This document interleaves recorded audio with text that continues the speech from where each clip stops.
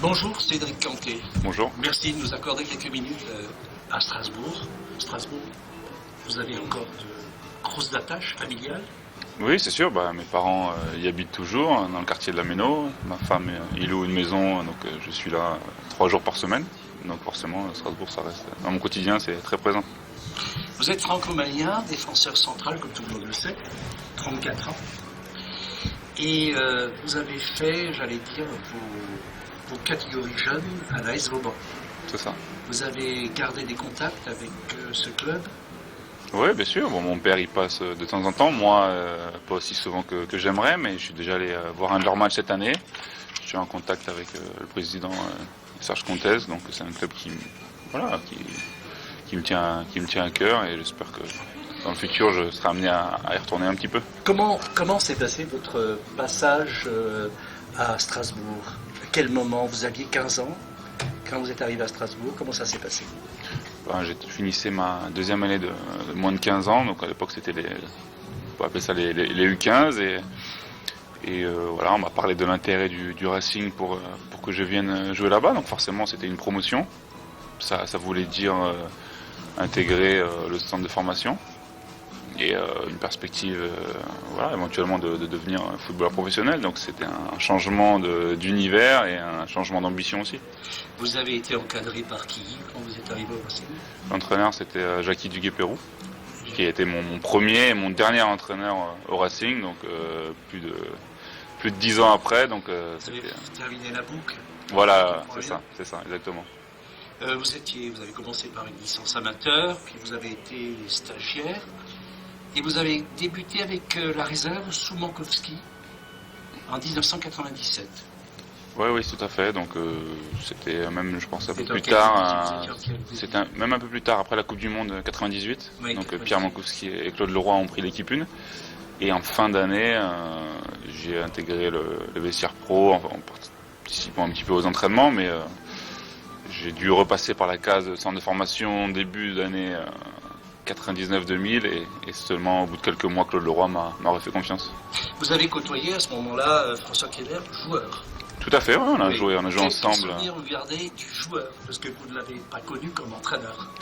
C'était un joueur très généreux, qui, un peu comme il est dans la vie, assez spontané, qui a apporté une petite touche, je ne vais pas dire fantasque, mais dans le bon sens du terme, mais c'est vrai que c'était assez agréable de le côtoyer. Vous êtes donc apparu en équipe pro à l'âge de 20 ans, sous Claude Leroy, et vous avez fait donc 2 apparitions. C'est ça, j'étais pas encore professionnel et je m'entraînais à nouveau avec les pros depuis le mois de décembre. Et j'ai intégré l'équipe en même temps que Pascal Johansen, mais lui a joué bien plus régulièrement que moi, et donc c'était des apparitions, c'était des souvenirs sympas puisqu'il y a eu des bons résultats à chaque fois. Vous avez en particulier votre premier match pro, ça a dû vous marquer, hein, c'était Auxerre. C'est ça, avec une victoire. Avec une victoire, mais vous avez joué qu'une minute, d'après ce que j'ai vu. Ouais, c'est le début. À la fin du match. C'est ça, à la fin du match, le résultat était acquis, mais c'est vrai qu'au niveau d'émotion, c'était un bon souvenir. Il y a beaucoup de jeunes dans cette équipe à l'époque, je vais noter Fabrice Herret, Pascal Johansen, Luyindula. Ouais, c'est vrai. Ouais, et puis Fabrice Serret, Luyindula, c'est des joueurs qui avaient la particularité d'avoir déjà joué en équipe 1, mais dans d'autres clubs, et qui étaient venus directement pour renforcer l'effectif pro. Donc, lors de la saison 2000-2001, vous avez signé professionnel. Et là, pendant cette saison, vous avez fait 2 apparitions. Et vous avez fait une apparition un peu particulière, puisque vous avez joué le match à huis clos, ce fameux match qui avait été déclaré en huis clos à la suite du jet de pétard sur la juge de touche. Quel souvenir vous gardez de ce match à huis clos, ce manque d'ambiance? Vous avez quel souvenir? Déjà, le souvenir principal, c'est le résultat, puisqu'on perd contre Metz, il me semble, et c'était un tournant un petit peu pour le maintien. Et c'est vrai que nos derniers espoirs sont un petit peu envolés avec cette défaite, donc j'étais content de débuter la partie, mais c'est sûr qu'il y avait un côté un peu dramatique en plus du huis clos qui se rajoutait à l'événement, donc c'était c'est pas un super souvenir. C'est le seul match à huis clos que vous avez disputé dans votre existence, dans votre carrière? Non, j'ai dû en jouer en Grèce. En Grèce, Quelques-uns. C'est un phénomène relativement plus courant. Voilà, c'est pas. Moins exceptionnel, on va C'est dire. absolument pas exceptionnel de jouer à huis clos en Grèce, c'est sûr. Oui, vous avez été dirigé par Yvon Pouliken, qui garde un très mauvais souvenir d'ailleurs de ce match à huis clos. J'ai eu l'occasion de l'interviewer. Et il faut bien dire que quand même ce match a été gagné sur tapis vert. Dans un deuxième temps, du fait des problèmes avec Mondragon. D'accord.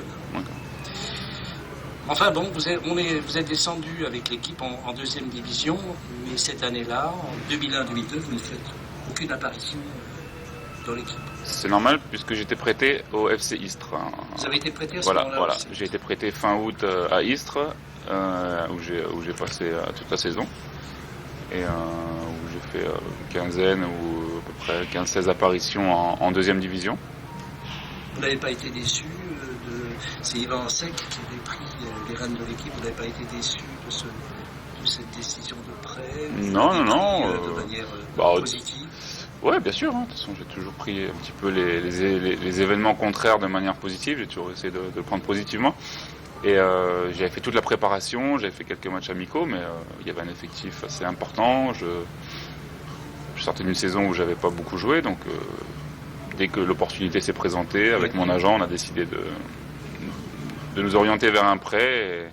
Et rétrospectivement, c'est vraiment un bon choix, et le choix qu'il fallait faire. Vous avez gardé de très bons souvenirs de Istres et puis de Valence, où vous avez joué d'ailleurs plus de matchs, où vous êtes révélé comme un très solide défenseur. Ouais, c'était ma formation qui continuait en fait, et ça passait par des matchs à l'échelon inférieur, donc mes 2 saisons, une demi-saison plus une saison pleine à Valence, c'est vraiment ça le point de départ un petit peu de ma carrière après en première division. 32 matchs à Valence. Ouais, donc voilà, une saison pleine dans tous les sens du terme, avec beaucoup d'attaches encore sur place et un super souvenir. C'est d'ailleurs à cette époque-là que vous avez été appelé en équipe nationale malienne, en 2002. Vous avez, disons, fait votre première apparition. Ouais, ça date c'est un peu plus tôt que ça, parce que j'ai joué aussi en espoir en 99. En équipe nationale donc du Mali espoir, et puis j'avais fait les éliminatoires de la CAN 2002 en 2001, donc c'était une histoire qui a commencé un peu avant. On reviendra. Très bien. Votre carrière malienne qui est quand même assez intéressante. Et alors donc après ça a été le retour de Cédric Canté à Strasbourg pour la saison 2003-2004. Vous avez littéralement explosé en tant que défenseur sous la tutelle de Camboiré. C'est ça. Vous avez vraiment donné totalement votre chance, et qui était d'ailleurs un défenseur lui aussi, ce qui a peut-être favorisé votre réintégration. Oui, après je pense pas qu'il puisse faire jouer 10 défenseurs, même s'il a été défenseur lui-même, mais c'est vrai que j'avais un bon rapport avec lui, et puis je pense qu'il avait beaucoup appris. Bien sûr, j'avais beaucoup à apprendre déjà, donc c'était plus facile, et puis il avait entraîné la réserve du PSG, donc forcément lancer des jeunes c'est quelque chose qui lui tenait à cœur, et j'étais content de pouvoir répondre un petit peu à ses attentes. Alors vous avez non seulement répondu à vos attentes, mais vous avez été par la suite même capitaine de l'équipe de la saison 2004-2005, et vous avez levé, disons, la Coupe de la Ligue. Ouais, gagner des titres, c'est vrai que dans une carrière, c'est des moments marquants.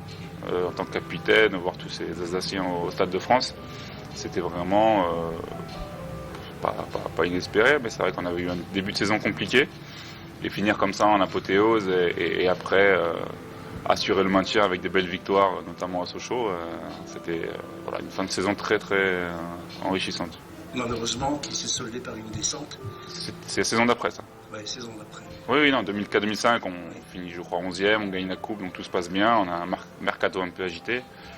On perd Mamadou Niang. Et puis c'est vrai que fin de saison 2005-2006, malheureusement, on descend. Mais ça reste quand même une... Quel regard vous avez sur cette descente, sur cette expérience en Ligue 2? Parce qu'en même temps, vous avez disputé des matchs de Coupe UEFA. Ouais, on avait un double visage en fait. On jouait en Coupe d'Europe où ça se passait plutôt bien, où des jeunes se sont révélés. Malheureusement, en championnat, il y avait une qualité de jeu indéniable, mais il n'y avait pas de résultat. Je pense que c'est l'intersaison qui a été mal gérée, et c'est ce qui nous a poursuivi un peu toute la saison. Vous avez quelques réminiscences de ce match nul à Rome, un partout?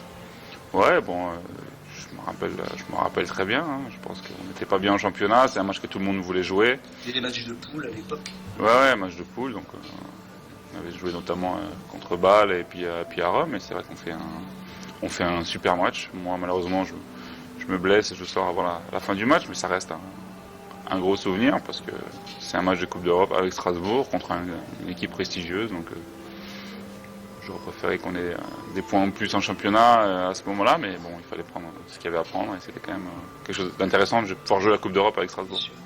Et finalement, l'équipe a été éliminée par Bâle dans un deuxième temps, lors de les huitièmes de finale. Ouais, de manière tout à fait logique, puisqu'on avait une équipe très jeune, on n'était pas bien en championnat et on ne pouvait pas jouer sur tous les tableaux, on n'avait pas l'effectif pour. Bon, c'est dommage parce qu'on les avait battus chez eux, mais bon, après l'expérience, ça joue quand même pas mal. Bien sûr.